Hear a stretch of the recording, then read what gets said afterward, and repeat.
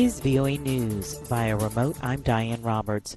A local train station master has been arrested after a passenger train and a cargo train collided in Greece Tuesday night.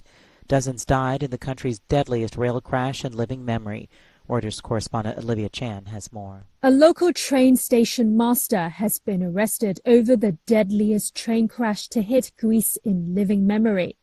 The man is denying any wrongdoing and has attributed the accident to a possible technical failure, according to government and police sources.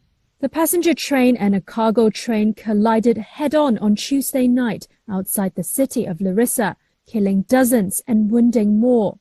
Many of the victims are thought to be university students on their way back from a long holiday weekend.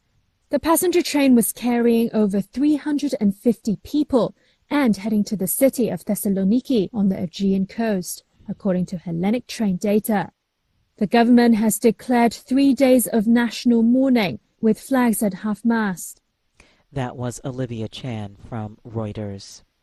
Explosions rang out and fires raged on Tuesday as Russian forces pressed forward with their weeks-long drive to encircle and capture the eastern Ukrainian city of Bakhmut.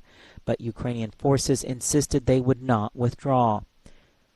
Despite the violent firefights echoing in the streets, some citizens remain, one saying, quote, "As long as my home is intact, as long as I am not hurt, I will stay here," end quote.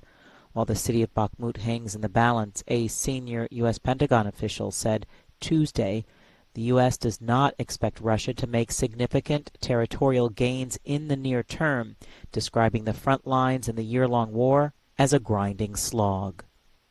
This is VOA News. The U.S. Senate will hold a hearing on oversight of the Department of Justice. It's supposed to get started this hour. U.S. Attorney General Merrick Garland is scheduled to testify. A special U.S. House committee dedicated to countering China is beginning its work. It started with a primetime hearing on Tuesday, designed to awaken Americans to the dangers of the Chinese government and what it poses to the United States economy and security.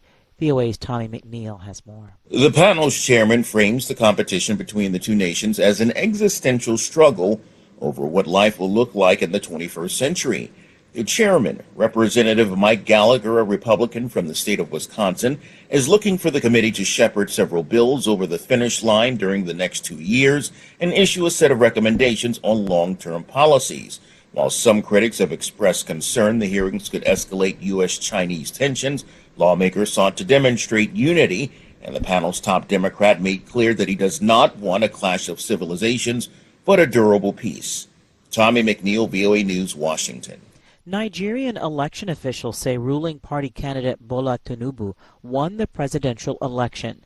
The official announcement early Wednesday came hours after the leading opposition candidates demanded a revote of the weekend election.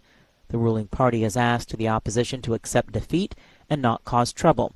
Many voters told Reuters they were unhappy with the process that led to Tinubu's victory. President Buhari said that he would do free and fair election. INEC is now turning everything upside down. We want justice here in Nigeria. We want democracy here in Nigeria. We want people's right to be heard. We want our voice to be heard. We are tired of the corruption here in Nigeria. The overnight announcement was likely to lead to a court challenge by his main opponents. Thousands of workers in Sri Lanka staged a one-day strike to protest against massive increases in taxes and electricity rates by the government on Wednesday. Around 2,000 workers held a demonstration outside a port during their lunch break in the commercial capital, Colombo. Most banks closed across the country for the day, and parts of a hospital were closed as other unions participated in the strike. AP correspondent Jennifer King reports forecasters are expecting more mild weather this week. The National Weather Service predicts that a powerful weather system could affect most of the lower 48 states into Thursday, with heavy snow across the southwest and some portions of the high plains, and record high temperatures in the Gulf Coast into the Ohio Valley. Areas in the dividing line, such as the Tennessee and lower Mississippi Valley, could see severe weather and flash flooding. I'm Diane Roberts. This is VOA News. Please subscribe, like, or comment. Thank you.